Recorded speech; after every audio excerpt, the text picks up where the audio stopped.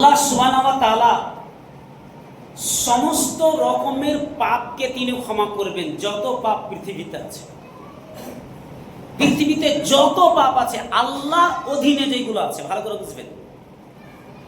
যেই পাপ করলে পারে আল্লাহ নারাজ হয়ে যায়, যেই পাপ করলে পারে আল্লাহ সুবহানাহু ওয়া তাআলাকে ডাইরেক্ট কষ্ট দেওয়া হয়, ওই সমস্ত পাপগুলো আল্লাহ তাআলা সবই ক্ষমা করে দেবেন।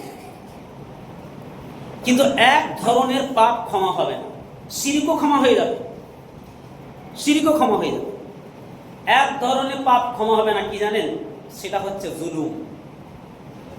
জুলুমকে আবার দুই ভাগে ভাগ করা হয়েছে। কখনো কখনো শিরকও আবার আল্লাহ তাআলা জুলুম বলেছেন। যারা শিরক করে এই শিরকটাকে জুলুম বলা হয়েছে।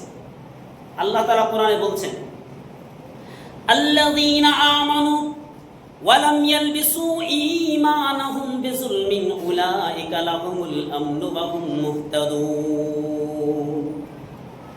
আল্লাযীনা আমানু ওয়ালাম ইয়ালবিসু ঈমানাহুম বিযুলম,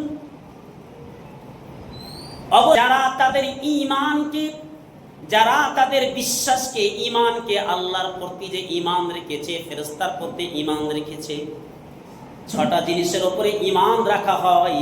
এই ছটা জিনিসের উপরে ঈমান রাখার পরে যারা তাদের ঈমানগুলোকে জুলুমের সাথে মিশ্রিত করেনি, ঈমানাহুম বিযুলমিন, তার মানে জুলুমের সাথে মিশ্রিত করেনি, উলাইকা লাহুমুল আমনু ওয়া হুম মুহতাদুন, আল্লাহ বলছেন এরাই হচ্ছে হেদায়েত প্রাপ্ত। তার মানে এরাই সঠিক পথে আছে, যারা নিজেদের ঈমানগুলোকে জুলুমের সাথে মিলায়নি, মিশ্রিত করেনি, মেলাবট করেনি। তার মানে এখানে জুলুম মানে শিরকের কথা বুঝে গেল।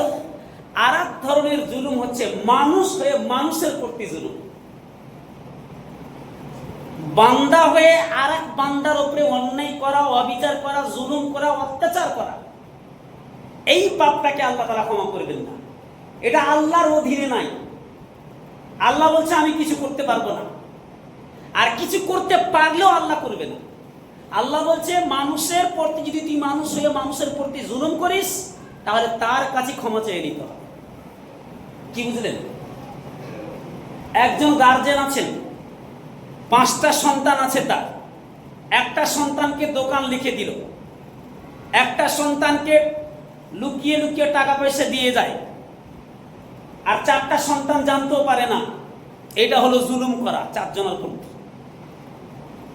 2টো সন্তান আছে, একটা সন্তানকে খুবই ভালোবাসছে, আর একটা সন্তান দু চোখের শত্রু।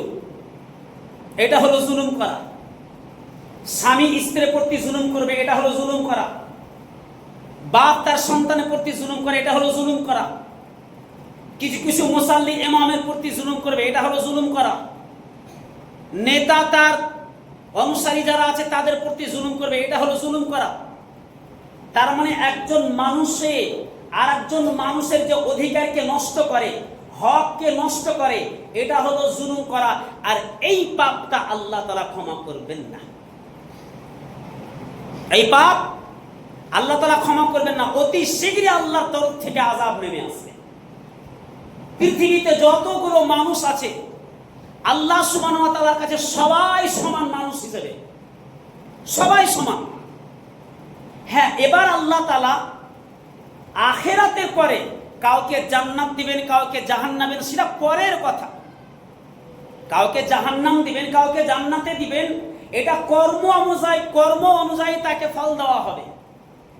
কিন্তু আমি আপনি পৃথিবীতে মানুষ হিসেবে, মানুষ হয়ে যদি মানুষের প্রতি জুলুম করি, আল্লাহ তাআলা একের পর এক আযাবকে নিয়ে আসবেন। বুঝা গেল? এই যে যারা দোকানদার আছেন, মানে মুদিখানার দোকান যারা দেন বা যারা তারাজু ব্যবহার করেন, এরা যদি সাধারণ মানুষের প্রতি জুলুম করে, তার মানে ওজনে যদি কম দেয়, তো আল্লাহ তাআলা কি বলছেন জানেন? চলেন নবী সাল্লাল্লাহু আলাইহি ওয়াসাল্লাম তিনি বলছেন, ওয়ালাম ইয়ানহু সাকাতা ওয়ালাম ইয়ানকুসুল মিকিয়ালা ওয়াল মিজানা ইল্লা উখিযু বিসসিনিনা ওয়াশিদ্দাতিল মাউনা ওয়া জাওরিস সুলতান আলাইহিম। যখন তোমরা ওজনে কারচুপি করবে, ওজনে যখন প্রতারণা করবে, ওজন দেওয়ার সময় যখন ধোঁকা করবে, প্রতারণা করবে, জুলুম করবে, তাহলে জেনে রাখো আল্লাহ তাআলা তোমাদের প্রতি তিনটি বালা মুসিবত নিয়ে আসবেন। তিনটি আল্লাহ তাআলা তোমাদের উপরে বালা মুসিবত নিয়ে আসবেন। 1 নম্বর বিসিনিনা, কাহাত সালিকে আল্লাহ তাআলা নিয়ে আসবেন, অনাবৃষ্টি নিয়ে আসবেন। ওয়াশিদ্দাতিল মাউনা, খাদ্যতে সংকট দেখা দিবে। খাদ্যতে সংকট দেখা গেল আপনার 10টা গাছ আছে, একটা তো মুকুল ধরেনি। 10টা লিচুর গাছ, একটা তো ফল ধরেনি। 10টা আমের গাছ, একটা তো ফল ধরেনি। এটা আল্লাহর তরফ থেকে মার। আল্লাহ বলছেন খাদ্যতে সংকট দেখা দিবে, তোমার খাদ্যতে তোমাদেরকে মারবে যদি তোমরা ওজনে কম দাও। তো সম্মানিত দিনী ভাই, একটু বোঝার চেষ্টা করেন কি বলছেন এখানে। যে তোমরা শুধু যদি ওজনে কম দাও তো আল্লাহ সুবহানাহু ওয়া তাআলা তোমাদের প্রতি কি করবেন? খাদ্যতে সংকট দেখা দিবে, তোমরা না খেতে পেয়ে মারা যাবে।